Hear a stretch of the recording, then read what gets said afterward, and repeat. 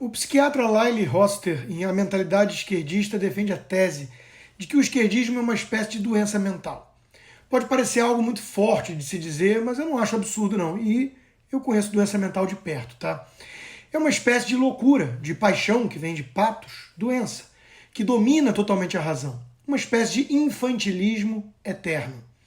Aqueles que adotam a visão estética de mundo não conseguem mais se recuperar depois, não conseguem resgatar o apreço pela realidade como ela é, e não como gostaríamos que ela fosse. Ou seja, eles vivem num constante delírio, numa realidade paralela, criada para amenizar o sofrimento, a angústia imposta pela condição humana, para fugir da dura realidade. A natureza humana não é boazinha, a visão russoniana do bom selvagem é um engodo produzido por um filósofo da vaidade. E a mentalidade revolucionária quer dar vazão à paixão de morte para poder destruir o mundo como ele existe, imperfeito, para supostamente colocar em seu lugar um paraíso utópico. Desde 1789 nós vivemos adaptações desse mesmo tema jacobino. Olavo de Carvalho, escrevendo em 2011 sobre as pretensões imperialistas revolucionárias de Putin e sua mãe Rússia, condenou essa mentalidade. A salvação pela destruição é um dos chavões mais constantes do discurso revolucionário, disse.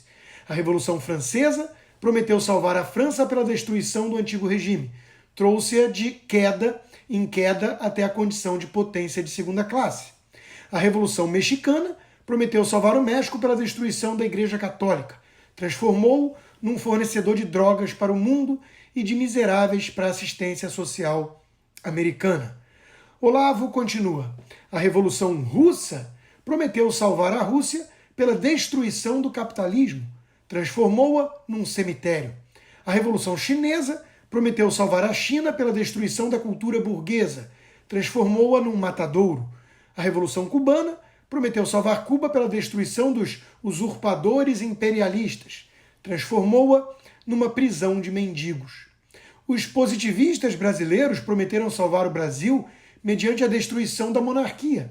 Acabaram com a única democracia que havia no continente e jogaram o país numa sucessão de golpes e ditaduras que só acabou em 1988 para dar lugar a uma ditadura modernizada com outro nome.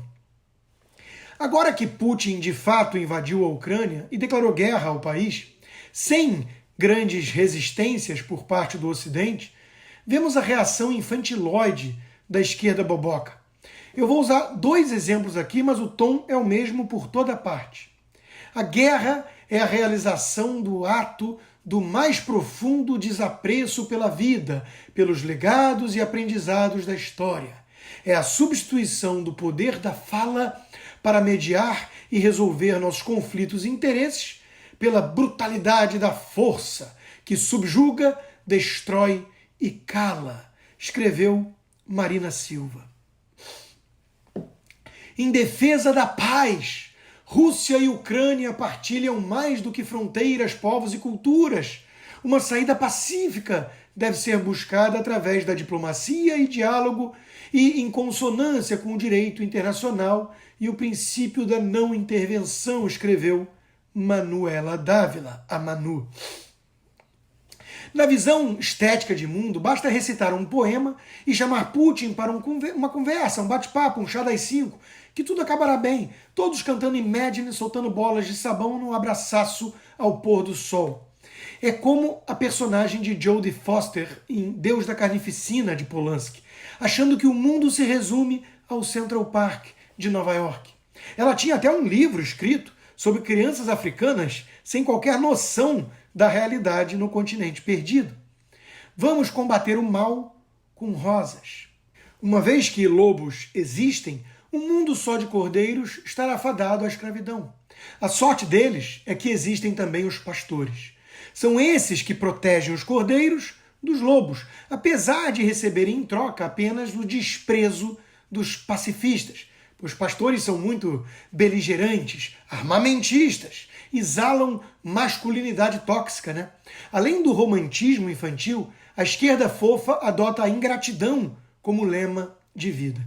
Mas se o Ocidente for salvo E dessa vez, há poucas esperanças, convenhamos, não será por homens como Justin Trudeau e Emmanuel Macron.